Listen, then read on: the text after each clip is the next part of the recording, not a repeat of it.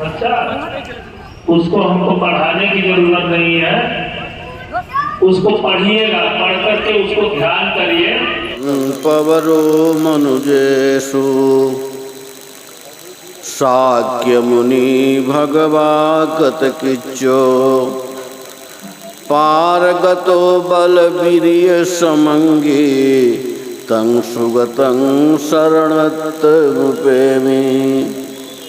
राग विराग मने जम शोकं धम्मम संखतमपटिकूलं मधुरमिमं पगुणं सुविभक्तं धम्ममिमं शरणत्मुपेमि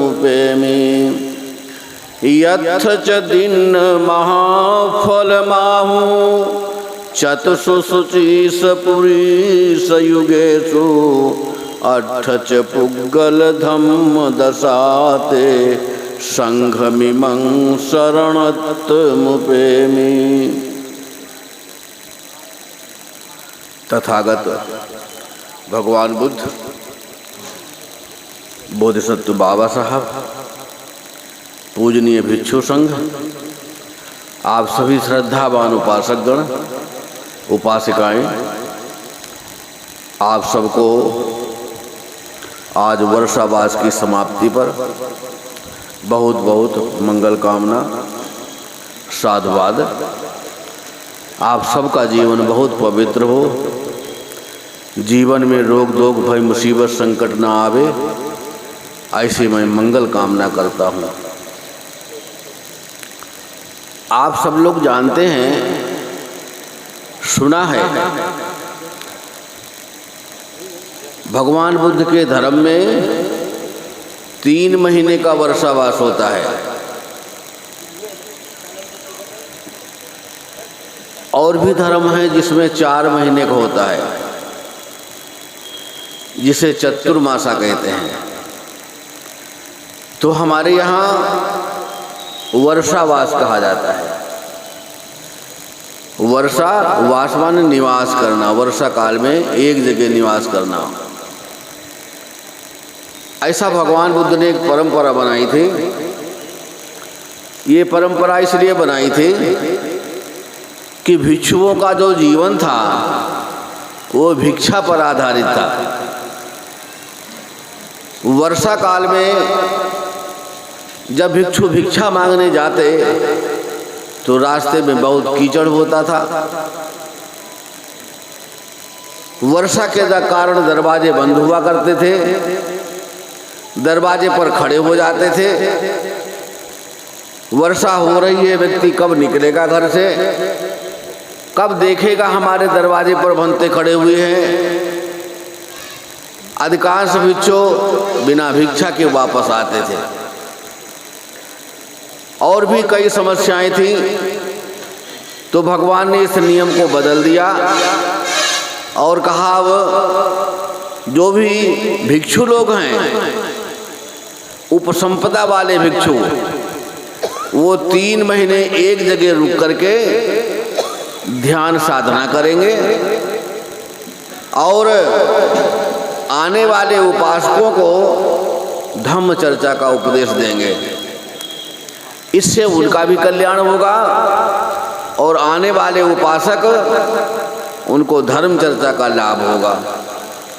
इसलिए भगवान बुद्ध ने 3 महीने का वर्षावास, हमारे यहाँ 3 की संख्या बहुत ज़्यादा महत्वपूर्ण है।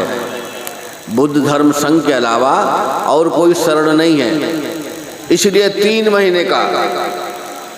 तो आज वर्षावास की समापन की पूर्णिमा, तो पूर्णिमा का समापन किया जाता है। तो आप सबका बड़ा सौभाग्य है, समापन के पूर्णिमा में आप सब लोग उपस्थित हुए। आप देखते हैं भगवान का चित्र लगा हुआ है, साथ में बाबा साहब का चित्र लगा हुआ है। तो भगवान का चित्र हम लोग क्यों लगाते हैं, बाबा साहब का चित्र हम लोग क्यों लगाते हैं? उसका कारण है, भगवान बुद्ध समाज के लिए कुछ किया। पूजा के लिए नहीं लगाते हैं, पूजा नहीं करते हैं, सम्मान की दृष्टि से लगाते हैं। आप कभी मत सोचिएगा पूजा की दृष्टि से लगाते हैं। पूजा च पूजनीय आनंद, बुद्ध ने स्वयं का जो पूजनीय लोग हैं उनकी पूजा करना है। एतंग मंगल उत्तमंग, यह उत्तम मंगल है। तो हम लोग सम्मान की दृष्टि से लगाते हैं। इस महापुरुष ने समाज के लिए कुछ किया, बाबा साहब ने समाज के लिए कुछ किया, इसलिए उनको चित्र को देख करके उनके और हम सम्मान करते हैं उनका। भगवान बुद्ध का जब अंतिम समय आ गया निकट, महापरिनिर्वाण वाला समय, माने मोटे तौर से कहेंगे तो मरने वाला समय, तो कई भिक्षुओं ने कहा बनते आप अपना कोई उत्तराधिकारी नियुक्त कर दीजिए, आपके बाद कौन चलाएगा इस धर्म को, संघ किसकी शरण में जाएगा, तो कोई उत्तराधिकारी नियुक्त कर दीजिए। आप अपने परिवार में कोई न कोई उत्तराधिकारी को नियुक्त करते हैं। आप अपनी संपत्ति, बेटा है तो बेटे को दे देते हैं, बेटा नहीं तो किसी गोद लिए हुए बेटे को दे देते हैं, या आपने किसी संबंधी को दे देते हैं। लेकिन बुद्ध ने ऐसा नहीं किया। बुद्ध ने अपनी संपत्ति किसी को दिया नहीं। बुद्ध के पास क्या संपत्ति थी? धम्म। बुद्ध ने धम्म किसी को नहीं दिया, और ये भी कहा हमारा कोई उत्तराधिकारी नहीं होगा। भिक्षुओं ने कहा कैसे चलेगा यह धर्म? तो भगवान ने कहा हमारे धम्म का उत्तराधिकारी धम्म ही होगा।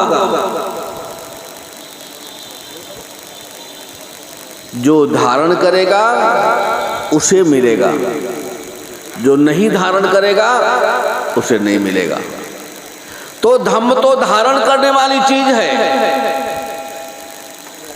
आप धम्म धम्म चिल्लाते रहे और धर्म को धारण न करें तो चिल्लाने से धर्म नहीं आता है।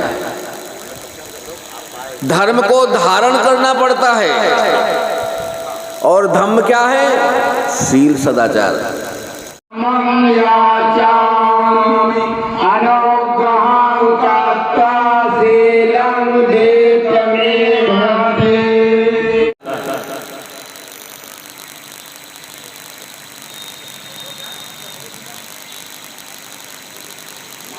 विकार जब नष्ट हो जाते हैं, ये मन जो है विकारों का थैला है। जैसे आपके पास में थैला होता है, झोला होता है, और इस झोले में विभिन्न प्रकार की सामग्री होती है। जो रखना चाहो वो रख लो।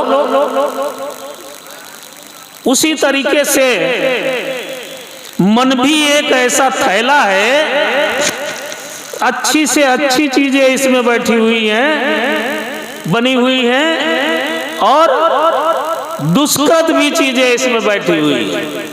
उपासक उपासिका से ये जब सील पर चलेंगे तभी तो अर्थ पुरुष को गला हो पाएंगे। कहाँ होंगे? और सील को छोड़ करके चले हम, संभव नहीं।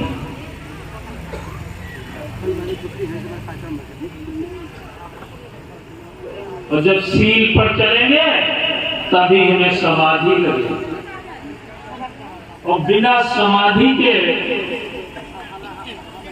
प्रज्ञा नहीं हो सकती। ध्यान और साधना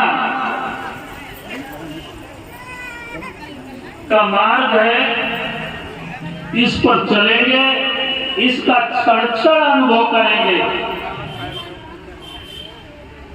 तब हमारा जीवन सफल होगा।